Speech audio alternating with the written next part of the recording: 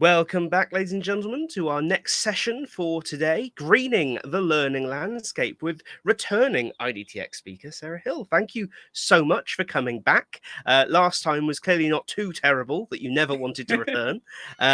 So really looking forward to this one, kind of picking up on some of the sustainability conversations that have been happening, but not so much on this channel. So very excited. Please do, everyone, get involved in the chat. Let us know where you're joining from, what you're looking to get from the session, maybe what you're already thinking about regarding sustainability in L&D. But without further ado, I'm going to shut up and get out of the way. And Sarah, the stage is yours. Thank you, Tom, and thank you for having me back. It's great to be here, and this time talking about greening the learning landscape. So talking about how we can blend sustainability and our learning and development practices. So of course, from the learning and development side of things, we are from so many different roles and responsibilities. So what I'm doing today is kind of presenting at a higher level so that we can get some tips and understanding related to sustainability that we can all use in different ways. So first, I want to ask you, what is sustainability? Please put it in chat what you think the definition is, or how you conceive of it in your head, what you tell yourself sustainability is. I really would like to know, to get an idea of where we're starting out on this side of this equation. For me, my background, while you're doing that, my background, I have a degree in landscape architecture. I have a permaculture design certificate. I'm definitely a gardener, and I even have a farming background in various ways. So that's kind of where I gravitate to when it comes to sustainability and nature and environment, and what I'm bringing to the conversation. When it comes to the L&D side, I've worked as an ESL trainer. I've done onboarded training, software training, as well as working with LMS and marketing of course content, both in corporate and nonprofit environments. So I have varied interests over the years. And finally, in the last few years, I've been bringing this all together to finally kind of like look at this and see this last year. Really, when it comes to sustainability, you have to start where you are. And looking at L&D, I'm seeing a lot of conversations about how we can create or how content has sustainability topics, but not necessarily how we can actually put sustainability into practice in L&D. So I don't think I'm seeing anything in chat. Oh, making sure I'm creating content with the environmentally friendly and future-proofed. Okay, very good. So future-proofed is definitely, and eco-friendly is definitely something that we think about when it comes to sustainability. Thank you. So my definition, I go with what the UN kind of goes with when it comes to sustainability and sustainable development. And that's meeting the needs of the present without compromising future generations to meet their own needs. So future-proofing things. So this is talking about sustainability in its entirety, but it's also a very complex definition and doesn't really help us to know what we're supposed to do.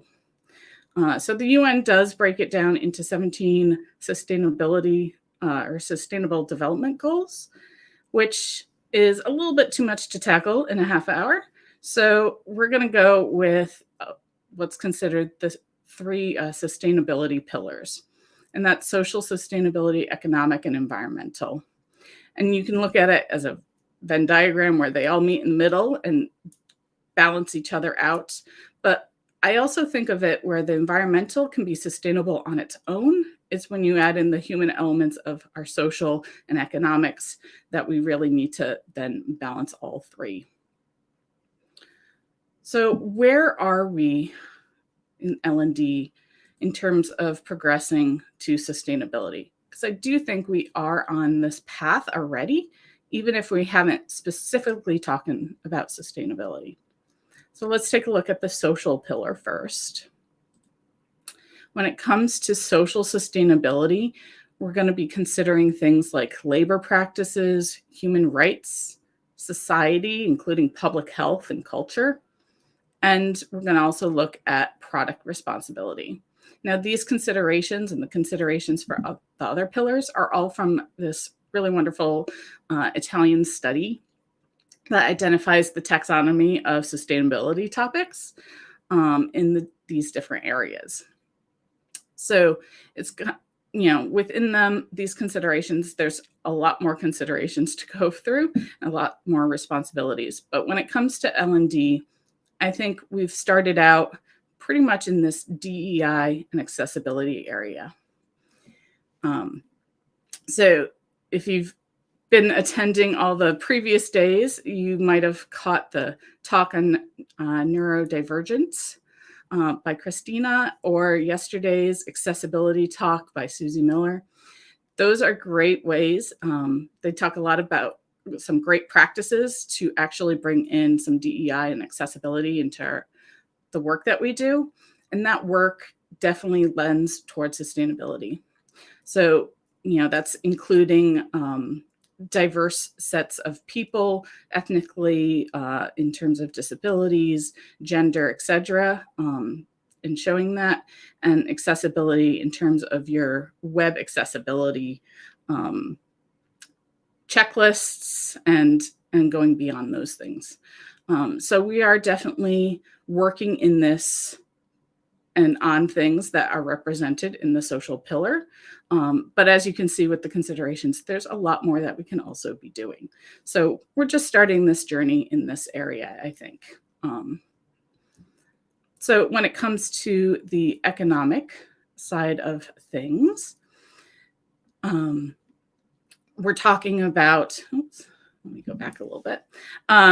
We're talking about the general considerations of revenue and operating costs, things that we very much typically think about when it comes to economics. But we're also talking about indirect costs. So indirect costs are actually, and amazingly, include skill and knowledge development, as well as job support and opportunities. So we ourselves are like solutions to sustainability for other people within a business and organizations. So I think that's really great. But of course, we also need to practice these things ourselves, like attending conferences, and helping other people do that. So procurement practices as well. So this is, talking about like how you source your tech stack and other supplies and materials. So what are we doing as L&D professionals in this area? Well, we're certainly talking about learning and learning metrics, which I do think are very important, even though we need to go above and beyond basics. But when we actually track butts and seats and things like that, we can use those metrics intersectionally with metrics from the social and environmental side of things, letting us know exactly how much carbon savings we might be having, or how much our content is getting out to people with disabilities, or whatever in the social metrics. So those are certainly important metrics as well. And we're definitely talking about how we can be better with addressing business goals and business impacts with our learning and development. So those are definitely areas that we're talking about and working on. ROI as well, of course, is, basic return on investment, making sure that we're getting and producing financial impacts based on how much we use and getting rewards. And often this is looked at in the economic pillar only, but ROI actually can also be looked at in the social and environmental pillars as well. And that's considered the triple bottom line, or people, planet, and profit oftentimes. So we can look at, when we do work, to see if we're having social impacts and social return on investments or environmental return on investments with our trainings as well. So there's room for improvement in what we're already doing in this area, as well as expanding that as well along that sustainability line. So these two areas I think we're doing the most in, for sure. And this is considered the social, economic, equitable kind of area, dealing with the business ethics, fair trade, workers' rights. So we're comfortably, I think, in the start of this area, which, is not a bad place to be and to start out, especially when we're just starting this conversation of sustainability within L&D. So let's take a look at the environmental pillar. And here we're going to be considering things like the environmental footprint, which includes things like natural resources and raw materials consumption, climate change, environmental footprint also includes things like water, energy and renewable energy resources, waste and pollution. So there's a number of things to consider just in the environmental footprint.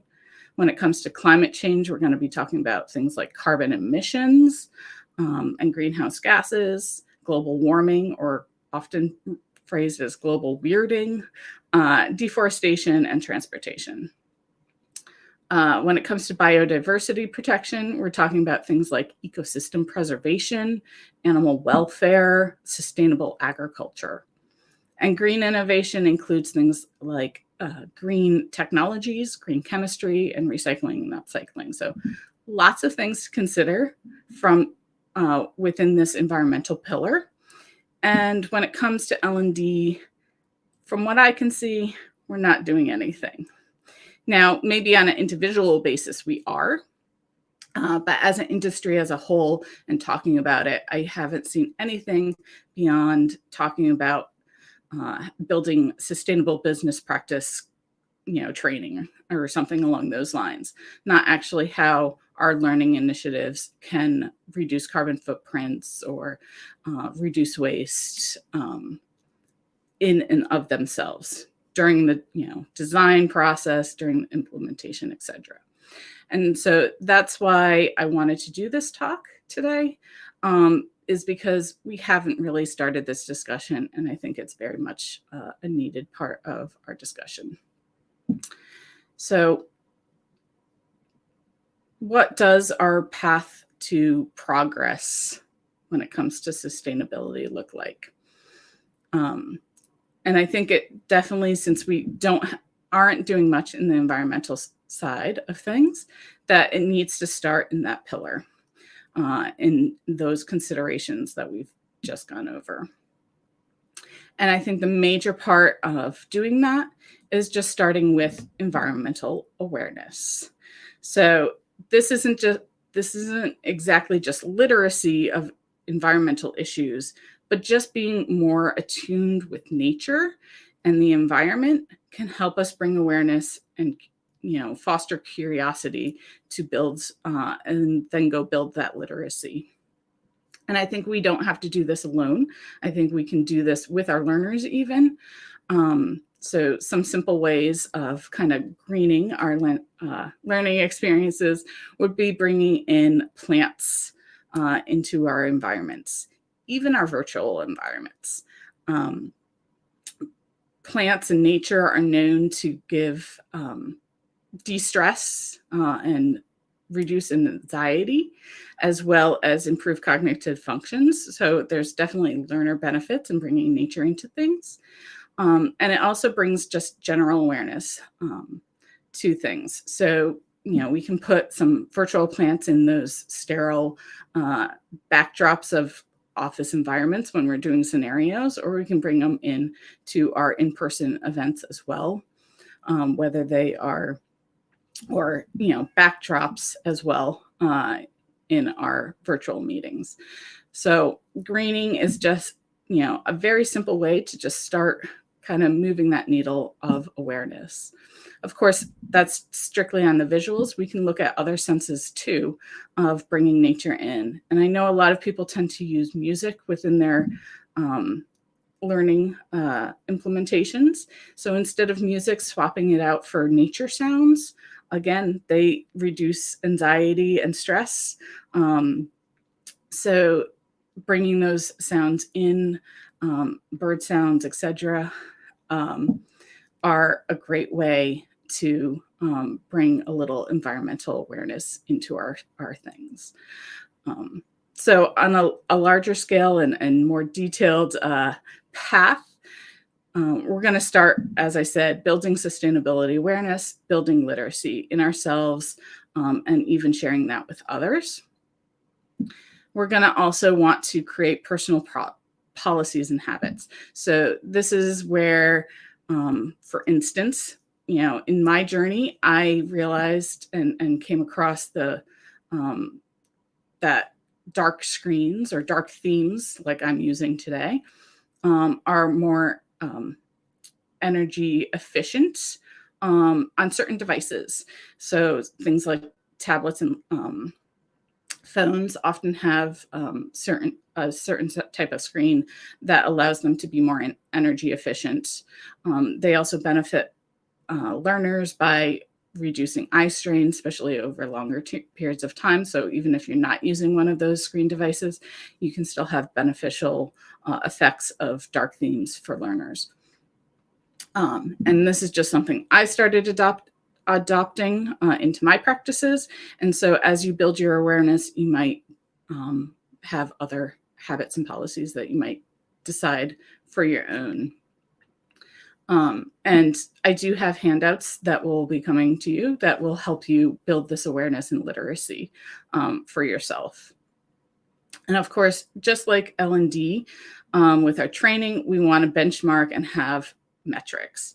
So we're going to want to be able to talk about maybe how much energy we're saving with our e-learnings by reducing file sizes, or track how much carbon emissions we've saved by going virtual versus having it in-person learning. So these are different types of metrics. There's definitely tons of others that we can benchmark and start tracking relatively, I think, easily. We also want to share those results with our stakeholders to build buy-in. So stakeholders are going to include everyone from the rest of your team and department, depending where you sit in the organization. Also your chief sustainability officer or someone in that type of role, if you have one. And if you do, that's awesome. But also you can, if there's a green team or sustainability community of practice in your organization, getting them on board with what you're doing and communicating with them. And lastly, but not least, your IT department, again, because of that tech stack that you use, are going to be key stakeholders in trying to build sustainability within your L&D practices. And as you build that buy-in, you can also create policies for your whole department or team. Just like we make sure that we are doing accessibility and things, we can extend that to just encompassing all of sustainability. And again, this is a journey. It's one step after another, just building on these things, just kind of like we do with this accessibility. Lastly, and at any point during this, we're going to be enlisting learners' support. Learners, want to know what's going on with maybe changes of how you're doing things, or just letting them know where. So I let you know that I'm using dark themes and the reason why. But if you have some participant guides that you don't want printed because they're so long, make a note of that in the document.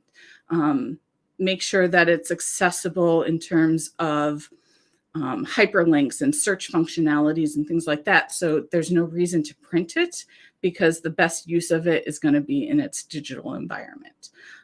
If you do have something that needs to be printed, letting them know to print it double-sided. So things like this can enlist their support, as also understand why you might be changing from a certain way of doing things to another. And you can get them on board as well with trying to help you out with reducing emissions or whatever reasons you have for instituting a specific practice. Okay, so these don't have to be done in this order per se. It's going to be an iterative approach as you build your awareness and literacy. You're going to go through these steps, and you might be doing things simultaneously. You might take it from a small project and see how it works and build it out as you learn. So there's definitely different ways to tackle growing your sustainability practices. Lastly, I mentioned how I have some handouts for you. So there is going to be a link that has these 3 handouts in the folder. Environmental awareness and literacy handout has some great resources, including a website that has natural soundscapes that you can adjust even so that it gets to your right mood and vibe that you want to create. Stuff about sustainability goals, as well as specific practices that you can be doing within your learning or with learners. Same with energy and energy efficiency and resources and resource cycling. They have information about some of the metrics that you might want to track, as well as specific practices that you might want to put into practice. There's a lot of them, so start with what makes sense for your organization. Every industry has different metrics as well that they tend to track. Carbon emissions tends to be a huge one, across many industries. So maybe tackling things that would help with that first would be a way to get going. And as you implement those things, you can always expand your practices and do more. So lastly, I covered a lot today. I might have talked too fast even, who knows? But if you have any questions in the future after going through the handouts, or you thought about something, feel free to chat me up. I'm on LinkedIn frequently enough. Connect with me, send me a DM, or you can also connect with me via email, Sara@thelearninggreen.com. So that's it, Tom. I think we're at our question and answer time. Absolutely. So if you've got any questions, get them into the chat now. Come and share your thoughts, anything you're doing, anything you might try doing, anything that you want to ask about further. I guess one thing I'll ask about is kind of like thinking, obviously, when we've got total control, let's say we're a freelancer or whatever, we can make every decision ourselves. Mm-hmm. But when we work inside an organization, a lot of those decisions is a case of we're going to have to persuade someone. We're going to have to get someone else to buy into it. How would you suggest approaching that conversation with our line managers, senior leadership, and the broader business? Yeah, well, I'm so glad I went to Susie Miller's talk yesterday about her quiet accessibilizing. I didn't quite phrase it that way in my head when I was thinking about sustainability, but you do it on the down low. You just do it because it makes sense. It's important. And, make sure you have some metrics, benchmark your metrics. One of the things in the handout related to energy is about file sizes. So, larger file sizes take more energy to send, to pull from the server, to pull up on your computer, et cetera. And if you think about e-learning and how many people are doing that and stuff like that, that becomes more and more energy. So, if you're going back and have to review and edit and update something like that, benchmark where it was first, do your edits and things like that, and then, work on reducing the file size by optimizing images, doing lower image. There's different images have different impacts. So doing changing out the images for images that will have a lower energy impact and things like that. Not using JavaScript actually will have a big impact. So if you're using JavaScript and stuff, or avoid it first, but changing that out. So there's some different things that you can do to reduce that file size. And then you can kind of extrapolate, with how many butts and seats on that e-learning and that reduced file size, you can kind of extrapolate like on your energy savings. And then, you can kind of present that as this thing that, hey, we're doing this, right? And especially if all your butts and seats are like on the company, energy meter, like that's actual cost savings too for the company. So love it. Well, there's lots to take away there, and I think there's lots of actionable stuff here that we can all do, whether we are kind of at home working ourselves or working in the office. So I want to say thank you so much for coming back this year, presenting, sharing this. It's a really different topic to what we often talk about at these events, so it's really nice to take a different view of the L&D space. So our next session is in just over 15 minutes with Oyen Demola about revolutionizing learning, empowering learning professionals in African organizations through community engagement. So this is a really different kind of session. Again, that seems to be the theme of today. Every time we start a new session, we pivot to a completely different sort of topic. Some really great tips coming in here in the chat, actually. So Jane says she'll try out dark themes on devices and materials. Wasn't aware of the benefits. I agree. I hadn't ever really thought about it. Also embedding videos rather than uploading in multiple locations. Large files take up a lot of server space, therefore energy and cost. So if you can link out embed from a single source instead, you'll save energy. Brilliant stuff. And this is a very different way of thinking about what we do, but incredibly valuable. Super. Well, thank you so much, Sarah. Well, thank you everyone Tom. in the audience. And we will see you in the next session, hopefully. Yep. Bye. iSpring is an e-learning software provider dedicated to streamlining e-learning worldwide. With a team of top industry specialists, they create tools that make e-learning both efficient and enjoyable. Their AI-powered course creation tool, iSpring Suite, and the iSpring Learn LMS are the top choices for thousands of instructional designers, L&D pros, and content developers. Crafted with the user workflow in mind, iSpring ensures a seamless experience for the creation of impactful learning content. Their website, iSpringSolutions.com, offers a treasure trove of e-learning resources perfect for those seeking to boost their L&D career or elevate their organization's e-learning practices. You can check out the iSpring Solutions website using the link in the description below.